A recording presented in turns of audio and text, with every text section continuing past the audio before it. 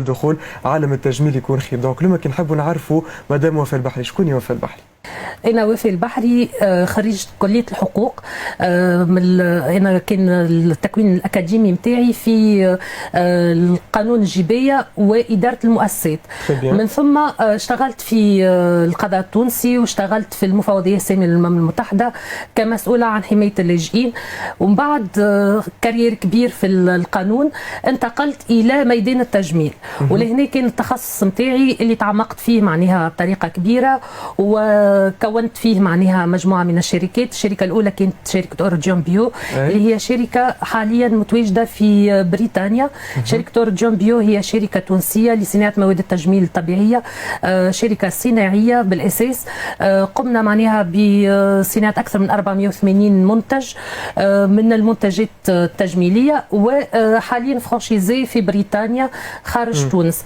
ومن ثم انتقلنا إلى عدد من الأسماء معناها والبراند اللي خدمناهم في تونس وخارج تونس، نعملوا لي سوتريتونس زيدا للشركة مواد التجميل.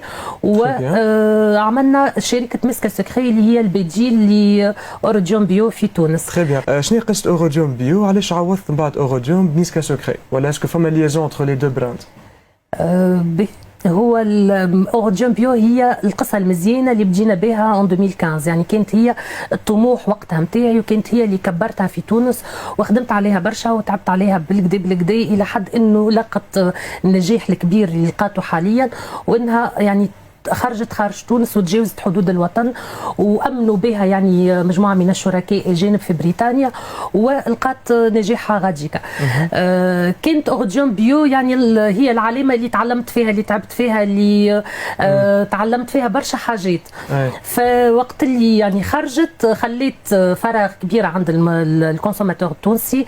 احنا معناها عندنا اكثر في الباج نتاعنا اكثر من 30,000 كونسوماتور اللي هما كليونيتنا اللي يفتقدوا الماركه، نعرفهم الكل كيما هكا معناها بيرسون. يعني كليونيتنا الكل خليت لهم فراغ في تونس، خاصه انها هي توتالمون فرانشيزي في بريطانيا. فهذاك اللي دفعنا انه نقدموا معناها شركه جديده، لكن بفلسفه جديده. الفلسفه نتاعنا انه يعني نختصروا اكثر ما يمكن في لي برودوي، نقدموا يعني لي برودوي كي سون تري افيكاس، دي برودوي كي سون تري دوموندي، يلموا اكثر من نتيجه ويعطيوا يعني مفعول سريع، مفعول فعال، نتيجه معناها اللي هما يحبوها في وقت قصير بمنتج واحد. مثلا كي باش تاخذ انت اون كريم دو نوي باش تلقاها تعطيك اكثر من نتيجه، تسكر لي بورت، تصفي الوجه، تنظم تعدل السيبون في البشره. فهذاك الهدف من انشاء مسكا سكري. يعني تري بيان. اهم لي برودوي اللي موجودين اليوم في مسكا سكري، دونك احنا نحكيو عليها من قبليك، لكن كان نحاولوا معناتها نعرفوا شنو اهم لي برودوي اللي موجودين في مسكا. مسكا سكري اول مولود لها كان هو لافوني ليفت كريم اللي هي كريم دو نوي، كريم بالحلبه واللوبين والاسيد هيالورونيك والكولاجين. احنا لمينا بين يعني تثمين النباتات الطبيه والتكنولوجيا الحديثه. يعني هذه الفلسفه نتاع مسكا سكري، يعني انه ناخذوا حاجات من الطبيعه وميم طون نضيفوا عليها مكونات اخرى اللي باش تخليها تكون فعاله جدا. فاول مولود معناها هو مسكا سكري فوني ليفت كريم، اللي هي كريم دو نوي، كريم انتياج، كريم انتي ريد، تصفي الوجه، تعمل كوديكلا. نجحت بالكدا عملت يعني نجاح باهر في وقت قصير. برغم احنا يعني الماركه هذه راهي بدات 21 مارس، يعني ما عندهاش برشا، لكن الحمد لله نعتبرها ناجحه بالكدا على خاطر القصه دي تعرفت. وصلت يعني للعباد بصوره اللي احنا حابين عليها ويمكن حتى خير. واليوم احنا بحذاكم باش نزيدوا نعرفوا بها اكثر. ومن ثم عملنا لي زيكرون سولير، عملنا لاموس نيتوايونت، الجام قاعده ماشيه وتتوسع اكثر. لي سوان الكل موجودين يعني. عندنا لي سوان الكل. اكطويلمون زيد اون تران دو ديفلوبي دي سوان اخرين اللي هما بور شوفو.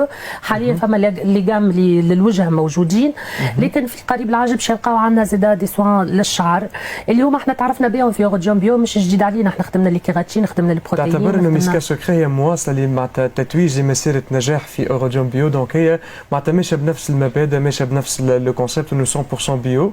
دونك نحكيو على منتوجات معناتها 100% طبيعيه مع بعض الاضافات واللي اليوم معناتها تكون تري افيكاس. وخاصه قداش ضروري مدام وفاء انه يكون عندنا مارك 100% تونيزيان، خاطر احنا ديما عندنا عقليه انه المنتوج التونسي اقل جوده من المنتوج الاجنبي. ديما كي نحبوا نمشيو مثلا نشريو حاجه سورتو في الكوزميتيك يمشيو برشا نساء وبرشا حتى رجال معناتها لي مارك انترناسيونال. فاليوم ميسكا سوكري نحكيو على علامه تجاريه تونسيه بامتياز. وي هو يعني الحمد لله زاد بديت تدخل في ثقافتنا انه نستعملوا المنتوج التونسي، وهذه حاجه الحقيقه نفرحوا بها.